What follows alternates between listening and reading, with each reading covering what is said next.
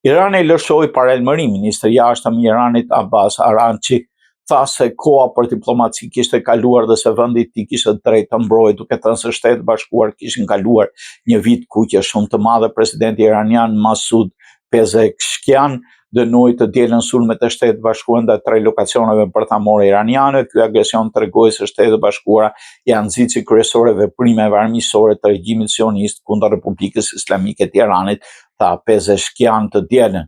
Edhe pse fillimisht u përpoqën të mohonin rolin e tyre pas përgjigjes vendimtare parandaluese të forcave tona të armatosura dhe pavarësisë të qartë të regjimit sionist, ata u detyruan në mënyrë të pashmangme të hynin vetë në fushë betejë. Pezeshkian i kërkoi publikut të bashkohej përballë sulmeve nga Izraeli dhe SBA. Udhëheqësi suprem i Iranit Ayatollah Ali Khamenei paralajmëroi Shtetet Bashkuara se sulmet që synojnë Republikën Islamike do rezultojnë në dëme pariparueshme për ta. Dhe zëdhënësi i ministrit të jashtëm iranian Ismail Bagei deklaroi se çdo ndërhyrje amerikane do të ishte një recetë për një luftë përgjithshme në rajon.